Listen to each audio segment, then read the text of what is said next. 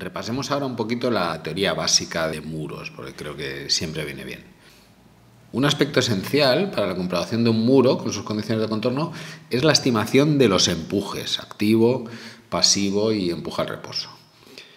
Estos empujes dependerán de la configuración del muro, de las condiciones del terreno y de las acciones que afecten al muro. Y el método que utiliza LARIX, como hemos dicho, es el método de Kuhlmann. Pero para repasar todo el tema de los empujes es mejor que nos centremos en el método de Coulomb, al que estamos bastante más acostumbrados. Bueno, ¿qué es esto del método de Coulomb? En el siglo XVIII, el ingeniero francés Coulomb observó que en los muros que reventaba la artillería, el trasdós se derrumbaba siempre siguiendo una forma determinada que era más bien plana. En base a esto, propuso un modelo de estimación de los empujes del terreno, los empujes activos. Los empujes en este caso son activos porque consideramos que se desplaza un poquitín el muro lo suficiente para que el empuje sea activo. Para ello, planteó, como estamos viendo aquí, el equilibrio de la masa de terreno que quedaba derramada en el trasdós. A esa masa de terreno le llamamos la cuña de rotura. Bueno, este modelo supone que los movimientos del muro son suficientes como para que se forme en el terreno esa cuña de empuje que está limitada por la superficie de deslizamiento, que vamos a considerar que es plana, porque la curvatura es despreciable, por el muro y por el terreno. Bueno, hay una cosa interesante que es estudiar un poco cuál es la dirección del empuje, porque la dirección del empuje depende un poco del movimiento relativo entre el terreno y el muro durante el proceso de colapso. Siempre colapsará hacia donde no hay tierra, pero no es lo mismo que la cuña quede por debajo del muro a que la cuña quede por encima del muro. Si la cuña queda por debajo del muro, digamos que está haciendo una determinada fuerza y tenemos que ver el empuje como una continuación de esa fuerza, pero en sentido contrario. Es decir, será el que estamos viendo en este esquemita. Sin embargo, si la cuña monta sobre el muro, pues el ángulo que estamos viendo aquí sería el contrario, estaría desde la perpendicular hacia arriba. Bueno, esas son las dos opciones del empuje.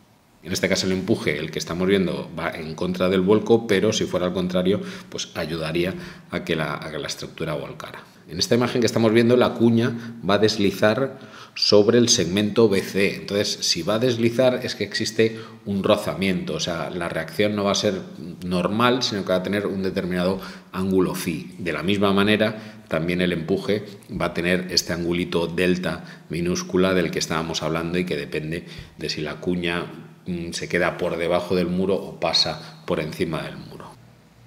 El empuje suba se puede obtener por equilibrio de fuerzas en la cuña de rotura, porque nosotros sabemos el peso W de la cuña y sabemos en qué dirección va, que es perpendicular hacia abajo. Luego sabemos la dirección de la reacción dentro de BC, o sea, no va a ser perpendicular, sino que va a formar un ángulo phi. Y también sabemos la dirección de EA, porque forma un angulito delta, como hemos visto, con la normal al muro.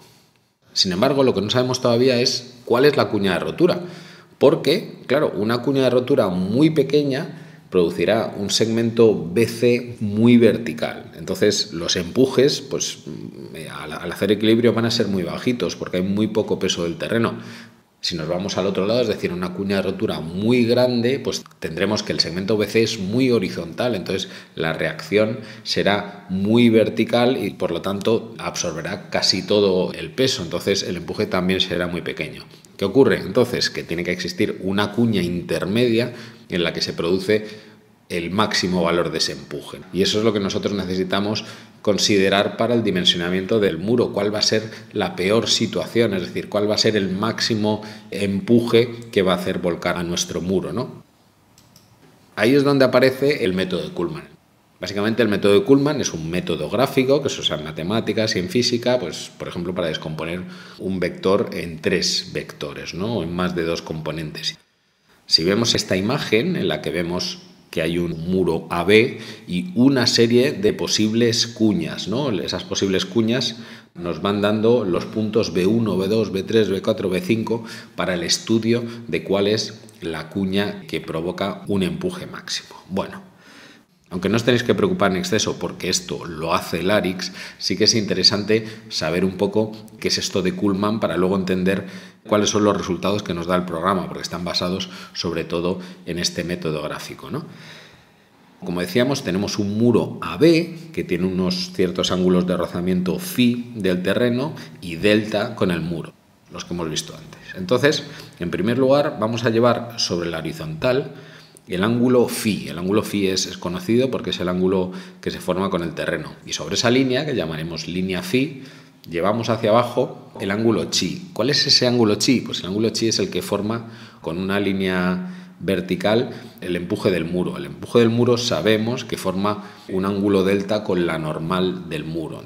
Y eso nos da la línea de empuje chi que estamos viendo. Entonces tenemos la línea de empuje chi y la línea phi. Bueno, pues ¿qué dice el método de Kuhlmann? El método de Kuhlmann dice que para una cuña determinada, como la cuña W1, por ejemplo, si nosotros el peso W1 lo representamos en la línea phi, llegaríamos a un punto A1.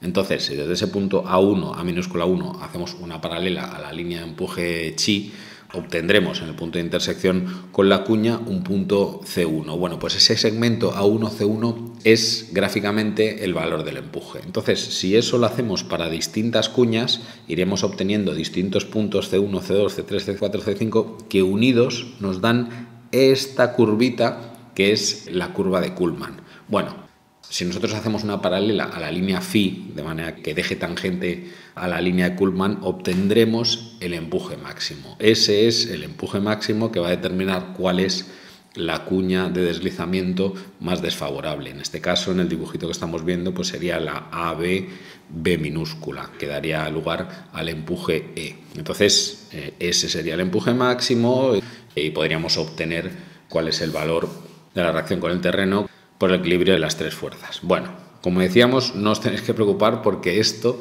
lo hace LARIX.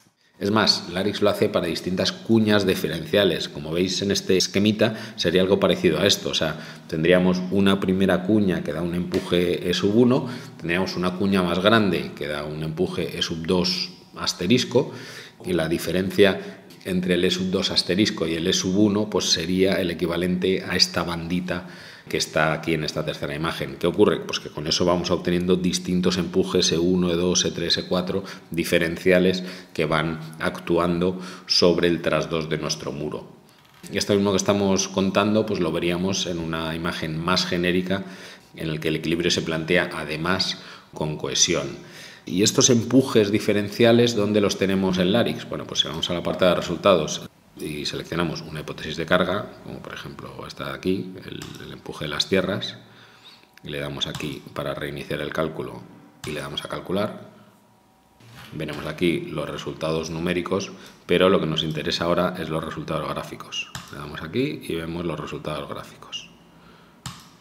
Como veis, estos serían los distintos empujes obtenidos con el método de Kuhlmann, cada uno con su angulito teta y con su valor 0,17, 0,67, con tetas que normalmente pues tendrán un valor bastante constante, pero bueno, como esto es un método muy general que vale no solo para los empujes, sino para cargas de cualquier tipo, como por ejemplo este almacén de material, tenemos aquí una carga que es esta, entonces esta carga de aquí también nos da unos empujes que solo se pueden obtener por el método de Kuhlmann y son estos empujes de aquí. Bueno, todo esto lo veremos más adelante, pero por lo menos ya tenéis en la cabeza cuál es la teoría que utiliza LARIX para obtener los empujes, que es una de las cosas más importantes para poder dimensionar un muro de contención.